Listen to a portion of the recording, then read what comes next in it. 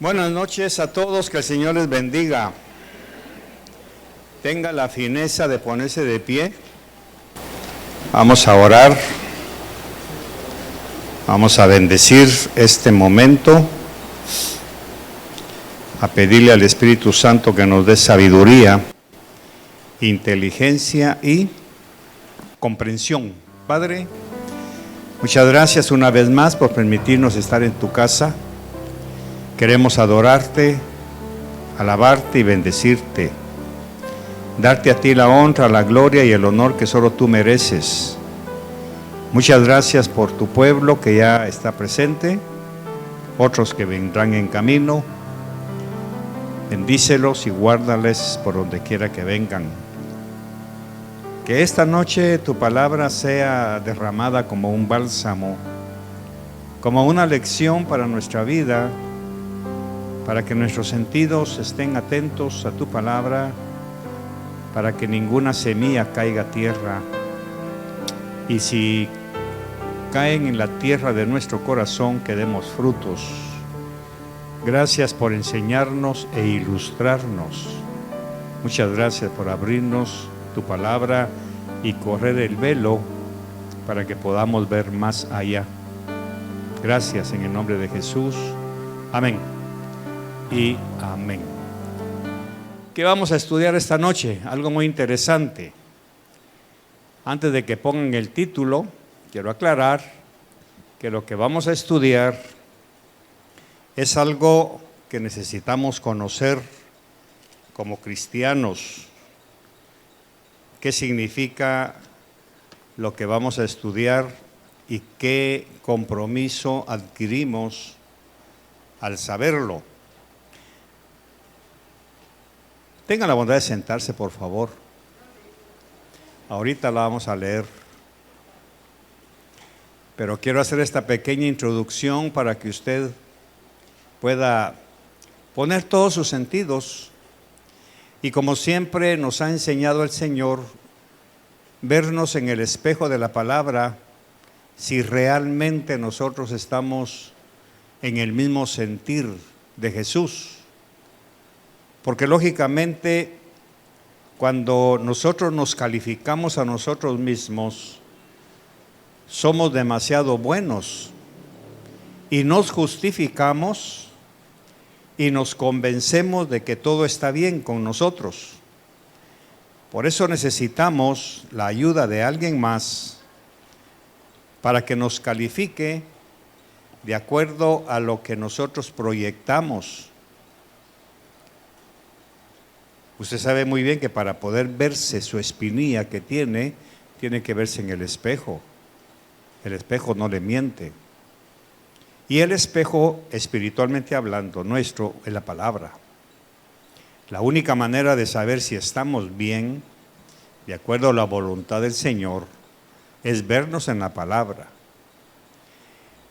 Y pragmáticamente hablando, cuando nos vemos en la palabra, nos damos cuenta que no estamos como debiéramos estar. Que siempre hay algo, un barro, una espinilla, cualquier cosa, hablando metafóricamente, que no estamos dejando o que no está permitiendo que nuestra vida sea pletórica, llena de Dios, que es el deseo del Señor. Por eso es importante que cuando vengamos a la iglesia, no vengamos a un culto, porque el culto, dice Pablo, tiene que ser nuestro cuerpo, que es el culto racional.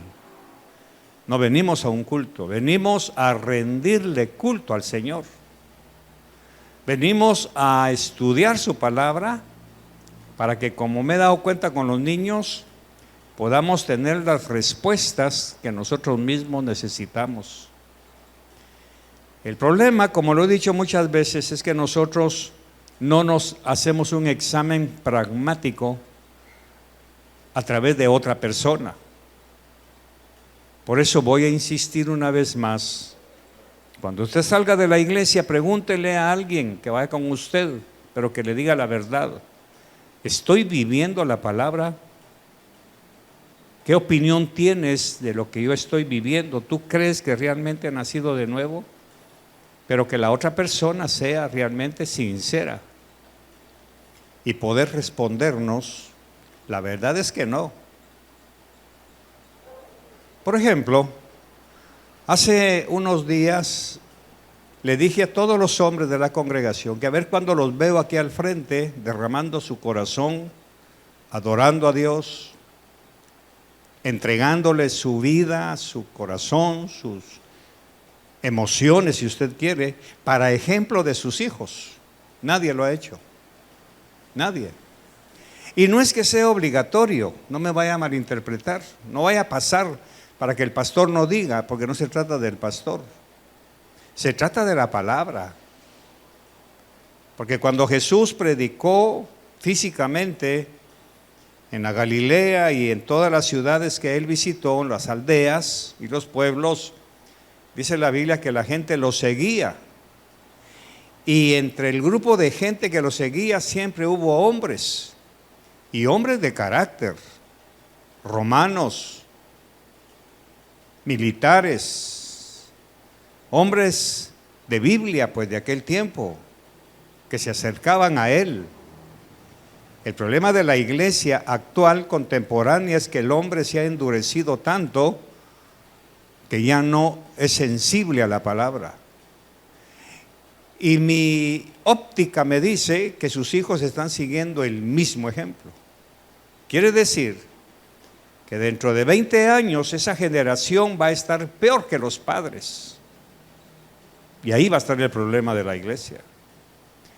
Yo voy entendiendo poco a poco que Jesús dijo algo muy cierto y se está cumpliendo. Muchos son llamados, pero pocos los escogidos. O sea, usted tiene que decirse a sí mismo, si yo no obedezco la palabra, no soy escogido. Y si no soy escogido, ¿qué estoy haciendo aquí? ¿Qué está haciendo aquí? Porque se supone que nosotros venimos a escuchar la palabra para obedecerla. De eso vamos a hablar esta noche. Amén. Vaya, póngase de pie, por favor. Y vamos a estudiar, ahora sí, hermana, por favor. Vamos a estudiar Deuteronomio capítulo 6, verso 4. Escucha, oh Israel, el Señor es nuestro Dios, el Señor uno es. Amarás al Señor tu Dios con todo tu corazón, con toda tu alma y con toda tu fuerza. Y estas palabras que yo te mando hoy estarán sobre tu corazón.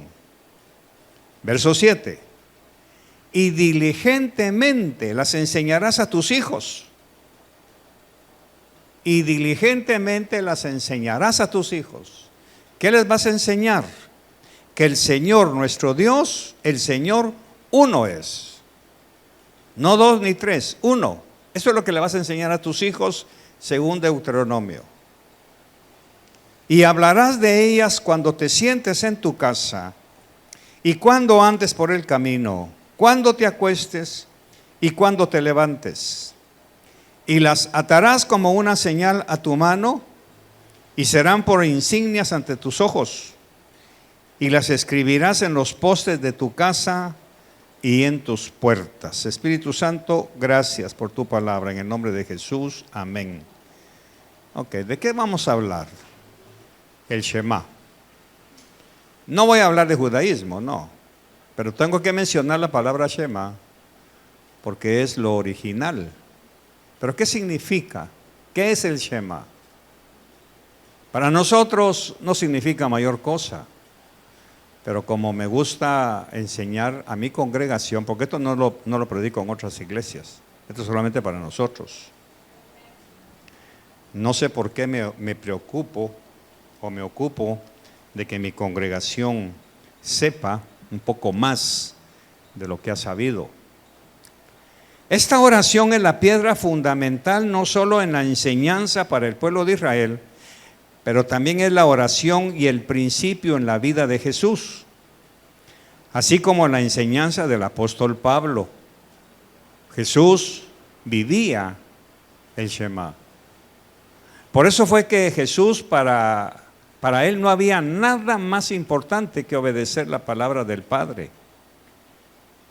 Él se identificó con el Señor, primero porque desde niño la aprendió. ¿Quién se la enseñó? Sus papás. Porque es el mandamiento. Y enseñarás estas palabras a tu hijo. Entonces la Biblia dice que Jesús crecía en gracia para con Dios y los hombres. O sea que él desde niño fue enseñado a esta oración.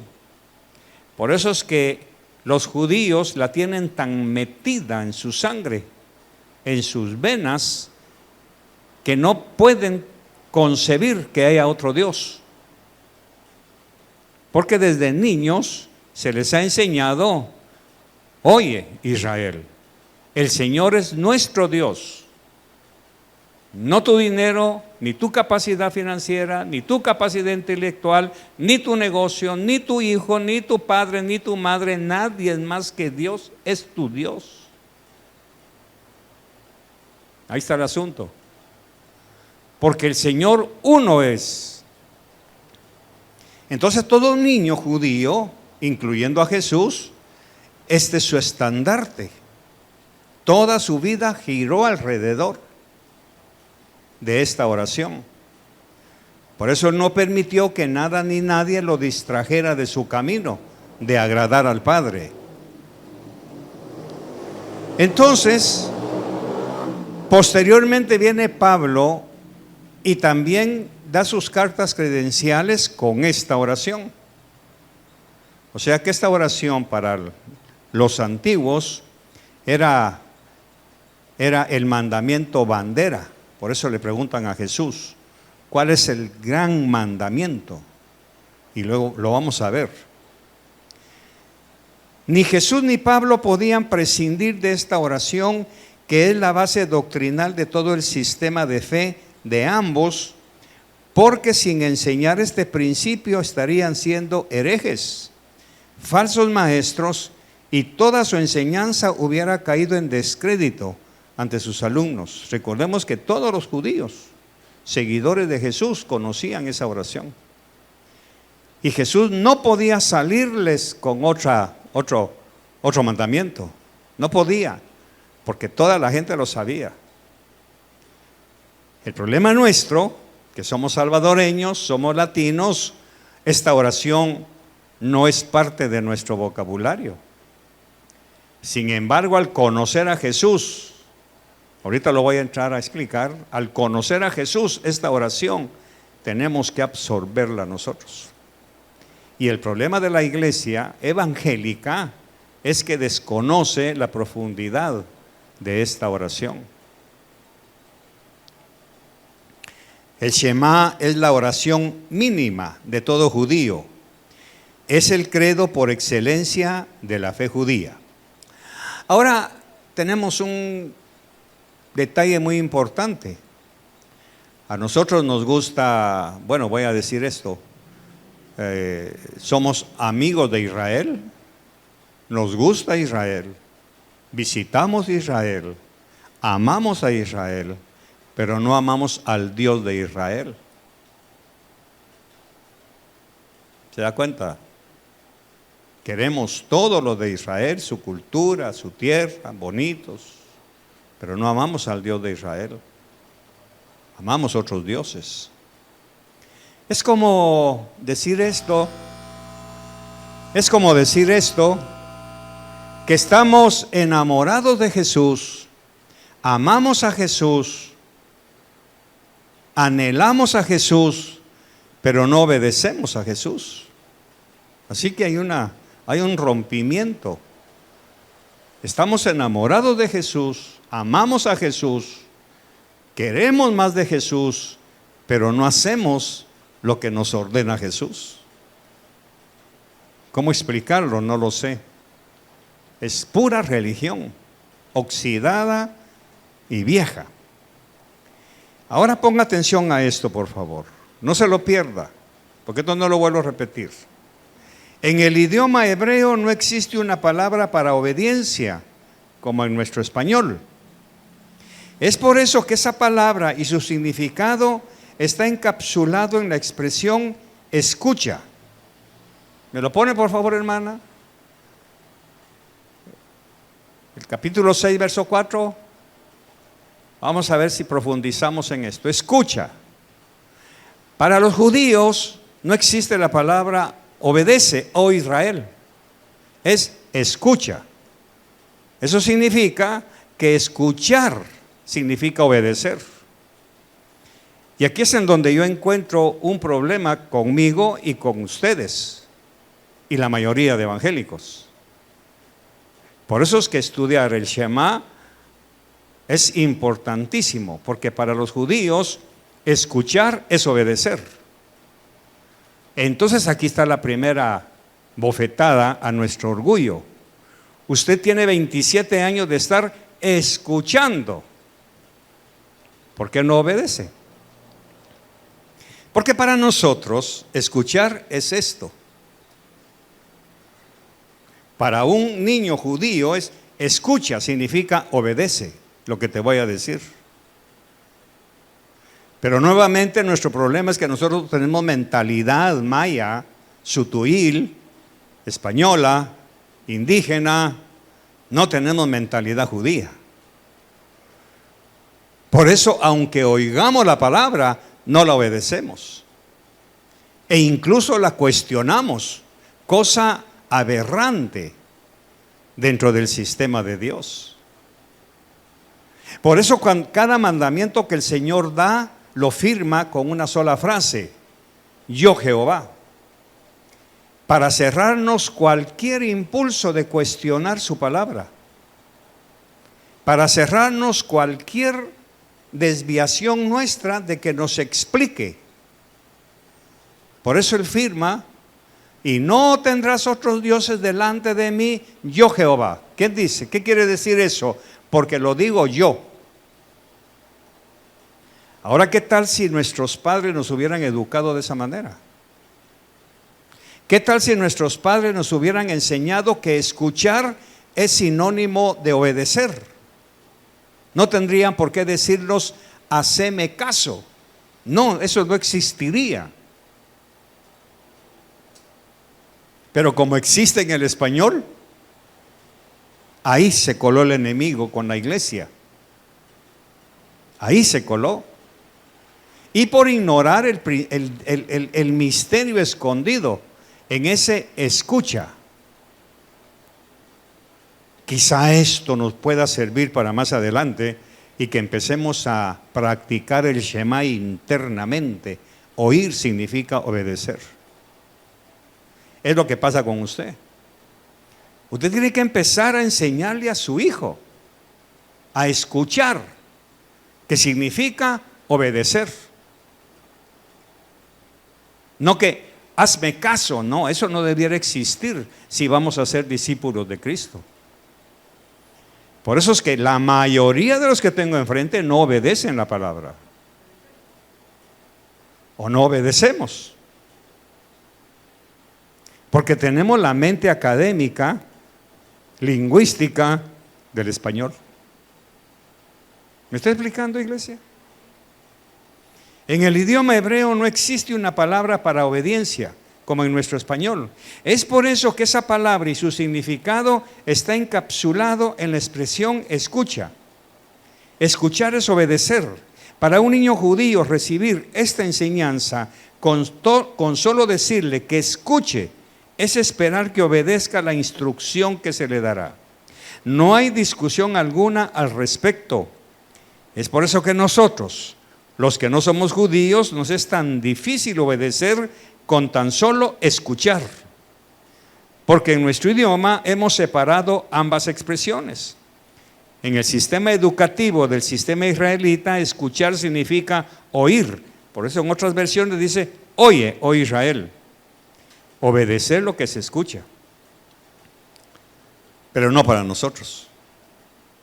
Y ahí es en donde Dios, lógicamente, entra en acción. Y no nos concede nuestras peticiones. Porque nosotros queremos que Él nos escuche. ¿Para qué? ¿Para qué? Para que nos dé. Ahí está. Nosotros esperamos que el Señor nos escuche para que nos dé. Pero cuando Él quiere que nosotros lo escuchemos, no le damos obediencia. ¿Cómo está eso? ¿Cómo está eso? Una ambigüedad.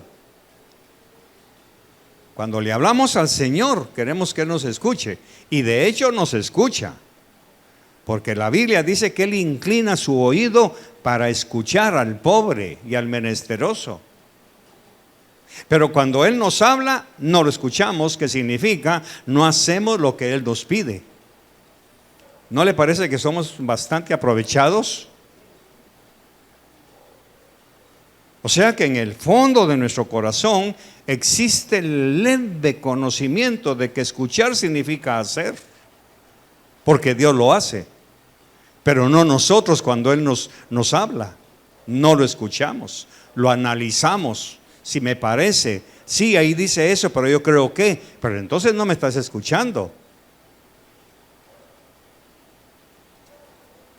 Con base en esta oración, el Shema nos enseña el principio de lealtad a Dios, sencillamente porque no hay otro Dios. Dios es uno, y la condición es amarlo con todo el corazón.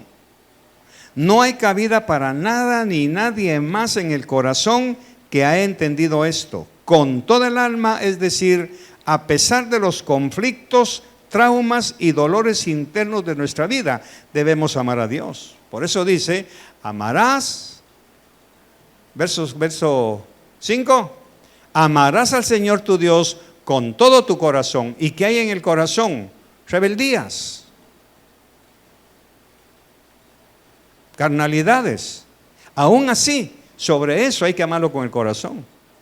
Y con toda tu alma. ¿Qué hay en el alma? Hay conflictos, hay traumas. Aquí están las heridas, en el alma están las heridas de nuestra niñez. Las miserias humanas están en el alma. Pues con toda tu alma y con toda tu fuerza. Ahora hay una extensión de ese mandamiento en Mateo. No se lo di a mi hermana, pero le dije que estuviera lista, que le iba a dar de repente otro mandamiento. Mateo, o otra cita, perdón. Mateo 22, 36. Y luego regresamos a este. Mateo 22, 36. Maestro, ¿cuál es el gran mandamiento de la ley? 37. Y él le dijo, y está en mayúsculas, para resaltar: amarás al Señor tu Dios con todo tu corazón, lo mismo que dice Deuteronomio, con toda tu alma, lo mismo que dice Deuteronomio, pero ahora Jesús le agrega, o le cambia, y con toda tu mente. O sea que ya no es con todas tus fuerzas como allá, sino que Él lo extiende, o lo sube. Como estudiamos otro jueves, habéis oído que se dijo, pero yo les digo que el Señor sube la barda, aquí la está subiendo, y con toda tu mente. O sea, no puedes pensar en nada más que amar a Dios. No puedes pensar en escuchar a Dios. Pero ahora pregunto, no puedes pensar sino en escuchar, ¿qué significa? Ahí está. Entonces no puedes pensar en nada más que en obedecer a Dios. Por eso es que allá en Deuteronomio dice con todas tus fuerzas, pero Jesús viene y lo sube un nivel más, con toda tu mente. Y en la mente están los pensamientos. Entonces tú no puedes pensar en obedecer a nadie más que al Señor, porque estás entendiendo que escucha visión de fe significa obedece. Amén. Estoy claro, ¿verdad? Entonces, regresemos a Deuteronomio.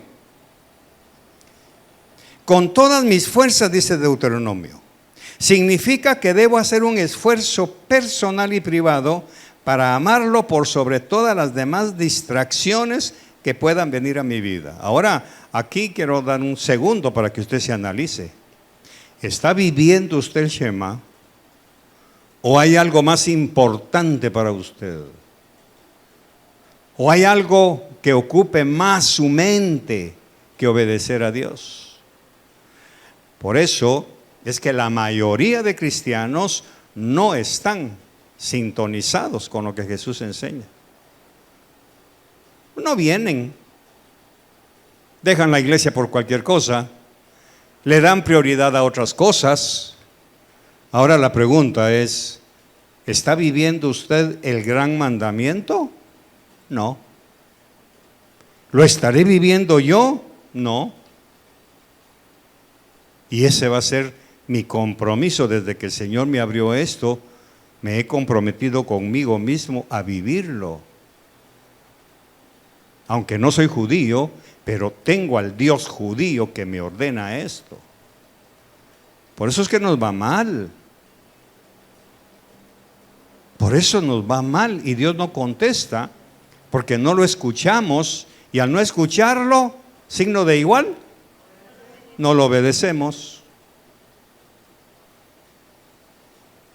Recordemos que para muchos israelitas que habían aceptado el sistema educativo y social de los griegos, habían adoptado muchos de sus dioses. Por lo tanto, ellos vivían en un universo plagado de dioses, además de adorar en el templo al único y verdadero Dios.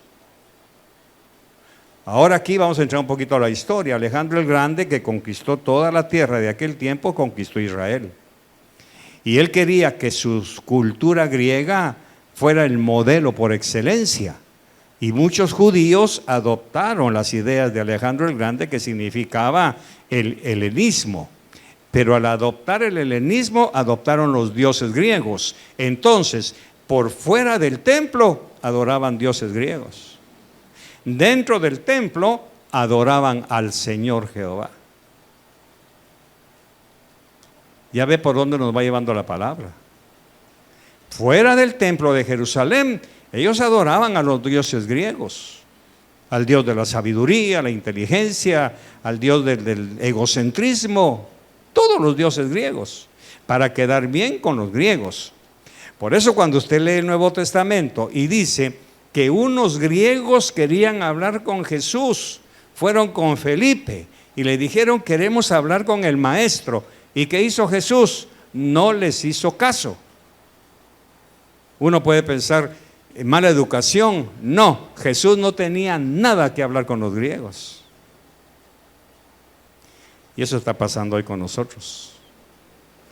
Hay mucha gente con pensamiento griego, filosofía griega, ideas griegas, que esto no le hace ninguna mella.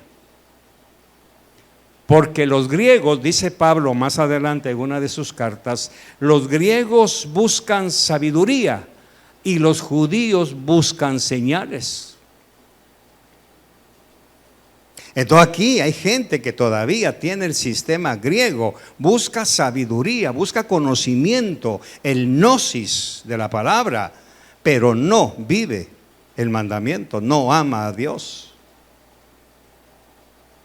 Le gusta aprender, quieren aprender, pero no aman a Dios. Y eso se lo están enseñando a sus hijos, porque la obligación de amar a Dios es enseñarlo a sus hijos.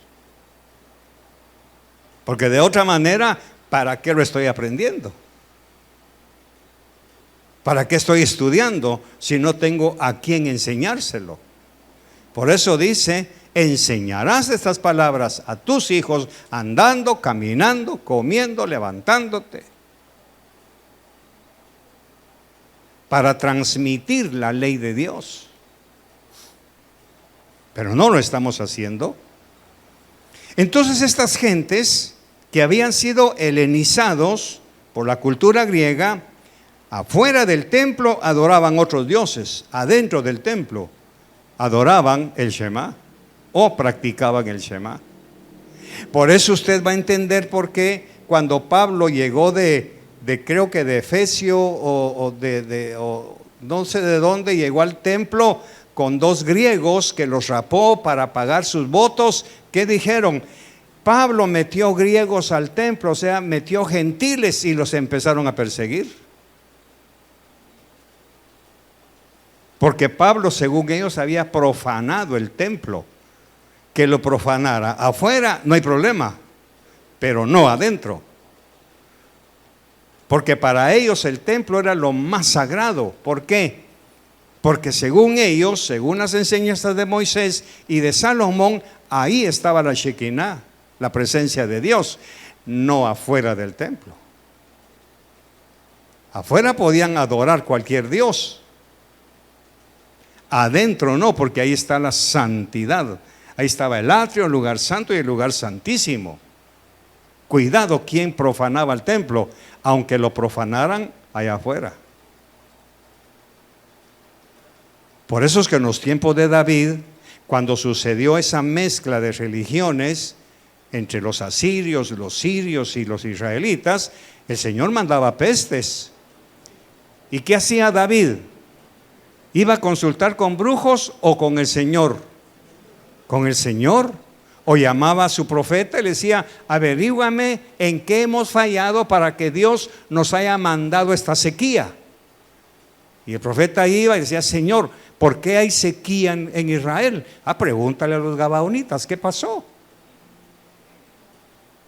Y entonces viene David, le pregunta: miren ustedes, ¿hicimos algo contra ustedes para que Dios ahora nos quite la lluvia? Sí, Saúl nos mató. Saúl nos mató. ¿Y qué hacemos para arreglar el asunto? Mata 7 hijos de Saúl. Y usted conoce la historia. Y Dios viene, se satisface su ira, que David no tenía nada que ver, pero en su reinado sucedió. Y el Señor perdona al pecado. Ahora, ¿por qué en su casa hay pecado? No, perdón. ¿Por qué en su casa hay escasez? Primero, porque estamos escuchando, pero bajo nuestro sistema griego, no bajo el sistema de Dios. Y Dios no es griego. Dios es Dios. Por eso es que en la mayoría del pueblo cristiano hay escasez, hay pobreza, hay miseria. Porque estamos oyendo, pero oyendo. No estamos equiparando el oír con, ahí está, con obedecer. Todo nuestro problema es semántico. Todo nuestro problema es semántico. Entonces, ¿por qué ellos por fuera adoraban sus dioses griegos y en el templo adoraban al único Dios? ¿Por qué? Porque desde niños habían sido enseñados en esta oración que servía de escudo para evitar precisamente que cayeran en el paganismo que iba a rodear sus vidas. Entonces ahora, estos niños ahora son los fariseos, los saduceos, los escribas, los intelectuales. Por eso es que el intelectualismo es enemigo del evangelio. Porque ahora estos niños que ahora ya son adultos, ya analizan y piensan: sí puedo ser griego allá afuera, pero judío aquí adentro. Exactamente como hoy con la iglesia. Aquí todos, a ver, levanta la mano, ¿quién fuma? No hay. ¿Quién dice malas palabras? Nadie. A ver, ¿quién amanece con sabor a centavo en las mañanas? Nadie. Pero preguntemos en la casa. Porque allá afuera sí adoramos otros dioses. Aquí. Pero como Dios conoce el corazón, entonces ahora, diga conmigo, ahora entiendo por qué el Señor tuvo que destruir a través de Tito el templo.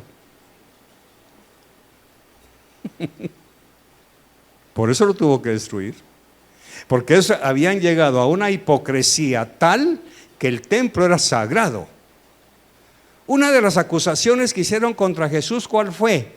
Él dijo que iba a destruir el templo. Eso dijo, sí, yo lo oí. Cuando dijo: de esto no quedará piedra sobre piedra, ¡pum!, lo agarraron. Blasfemó contra el templo. Aunque blasfemara contra Dios allá arriba, allá afuera, no hay problema. Y entonces Dios tuvo que tomar acción para que viéramos nosotros que estamos de este lado de la historia, porque ellos no lo vieron. Si usted va a Israel y le pregunta a un judío, mire usted, ¿y por qué solo una pared quedó? Ah, pues porque los romanos nos botaron el templo. ¿Por qué? Porque son hijos del diablo. No, no, no, no, no, no. Habían caído en adoración del templo. Habían caído en una hipocresía, que al venir a visión de fe todos somos santos.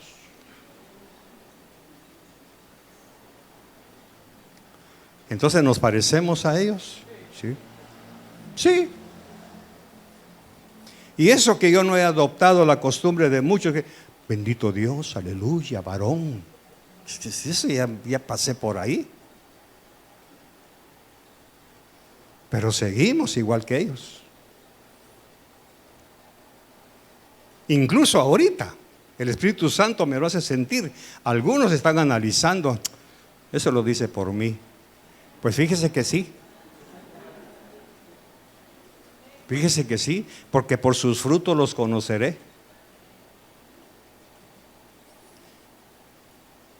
Entonces, recordemos que estos niños ahora son los adultos. Quiere decir que cuando sus niños sean adultos, ¿dónde va a estar la Shekinah de Dios? Aquí. Y allá afuera. Allá pueden tomar sus cervezas, hablar más palabras, andar de novia en novia. Las hijas van a andar con minifaldas, con tatuajes, enseñando el ombligo. Allá, aquí no. Porque es lo que están aprendiendo de los padres. Y que hay que tener una doble moral. Por eso muchos no nos quieren imitar. Porque no vienen ahí a ver cómo adoramos aquí. Nos ven allá en la cuadra, en el pasaje. Allá nos ven. Ese es el problema. Hay 3 sistemas religiosos en la antigüedad como en la actualidad. Veámoslo, por favor. El primero es el monoteísmo. Israel, hipotéticamente hablando, era monoteísta. Escucha, Israel, el Señor nuestro Dios, uno es, monoteísmo, no hay más. Esa era la base. Pero luego vino el sistema griego, que se convirtió en politeísmo. Hay otros dioses, pero el principal es Jehová. Ya nos vamos pareciendo. Por eso que conocer el Shema es importantísimo para examinarnos. Ya nos vamos pareciendo. Politeísmo significa hay otros dioses, pero también está Jehová. Ese es politeísmo. Pero hay un tercero que se llama enoteísmo.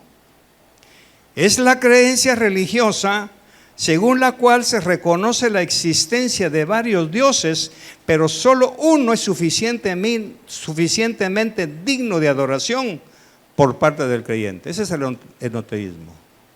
Ahora, aquí es en donde encajamos nosotros.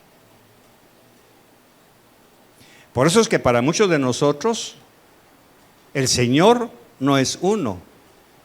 No es uno, Ejad, uno. Es uno más. Sus hijos, su trabajo, su dinero, su carácter, su temperamento, su estómago, sus ojos, su televisor, su fútbol, y aparte, su Dios. Ahí estamos nosotros. Por eso es que para nosotros, para la señorita, podemos parecer exagerados. Porque ella viene de un sistema politeísta. Y viene aquí y dice, no, tan exagerados. Solo Dios, solo Jesús. Pues supuestamente eso debería ser. Pero cuando se va con su novio, resulta que las pupusas son sus dioses también. Resulta que su mal carácter también es Dios.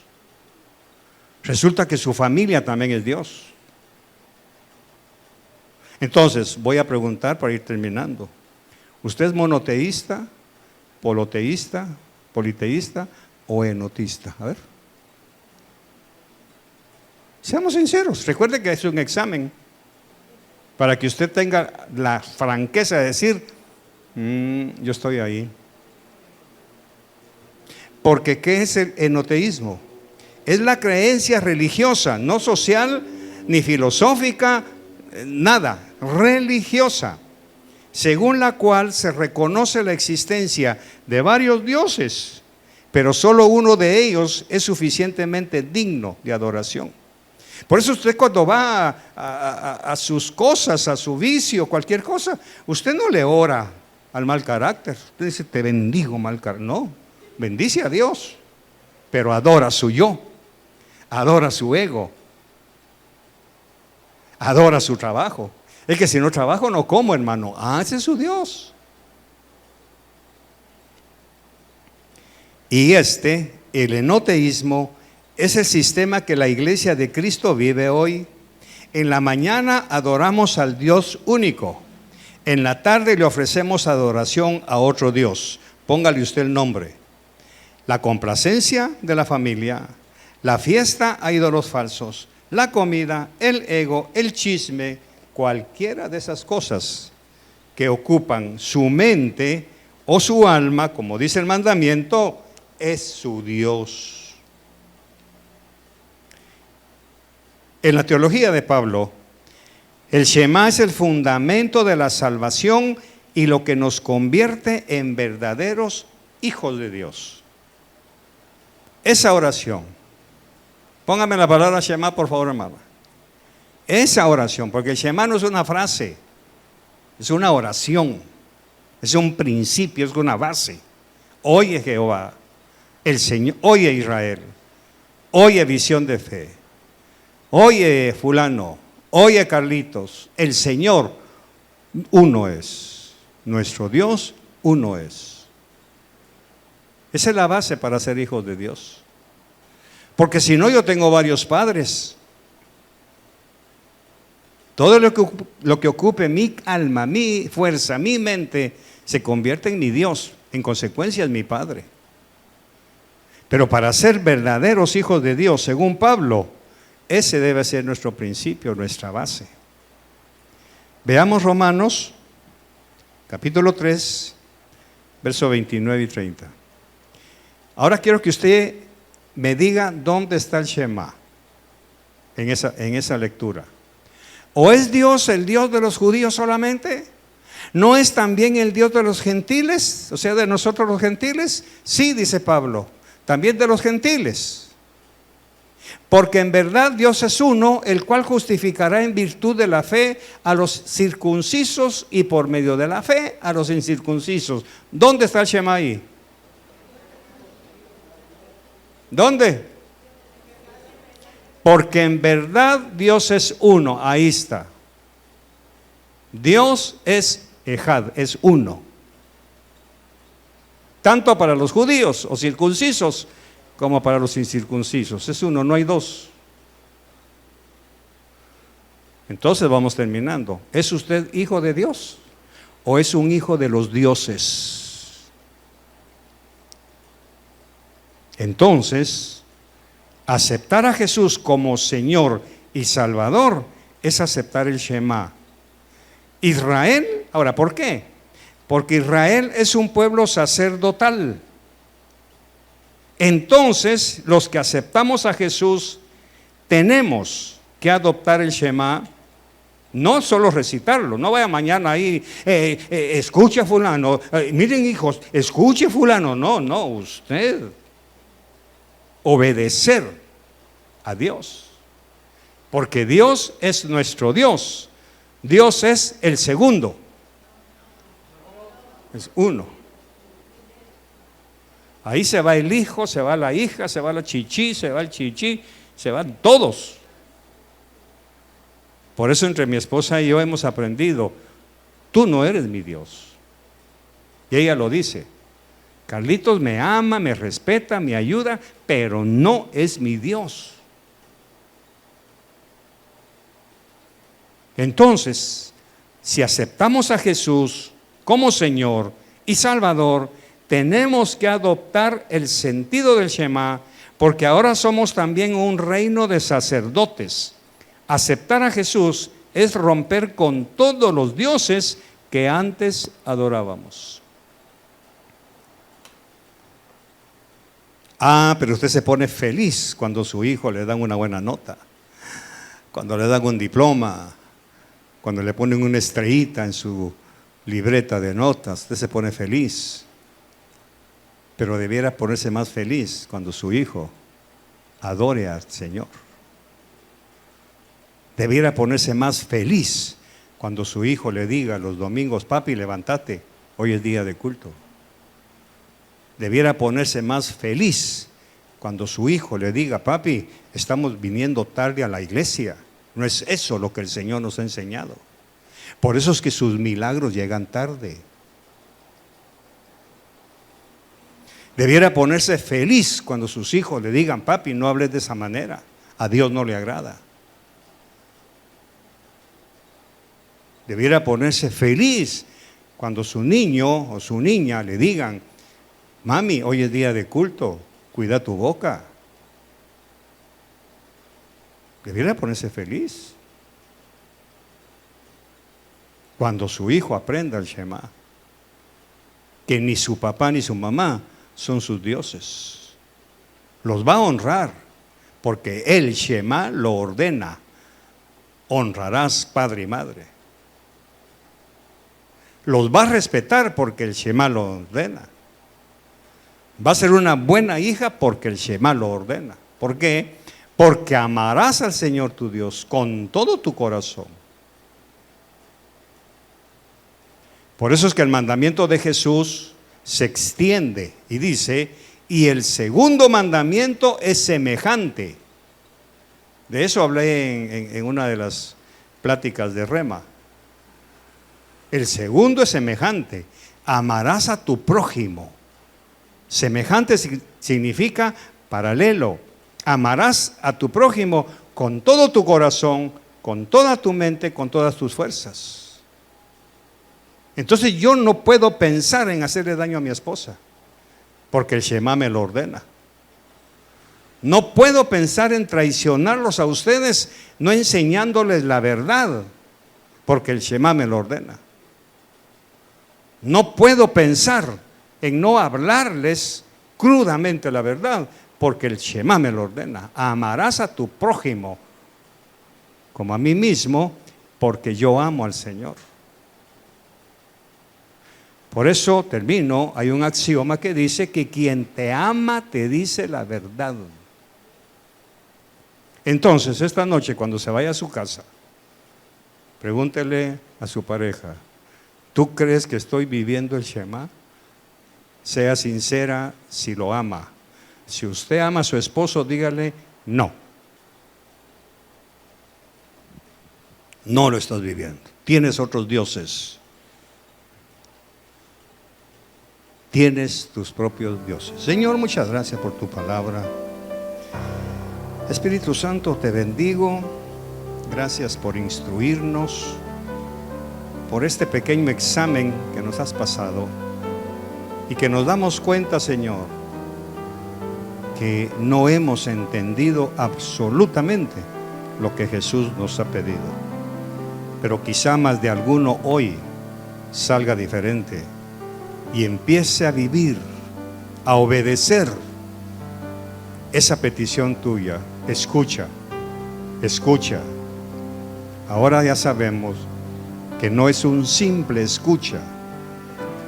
Ahora ya sabemos que significa obedece. Y yo quiero hacerlo, Señor. Ayúdame. Bendigo la ofrenda, bendigo a tu pueblo en el nombre de Jesús. Amén y amén.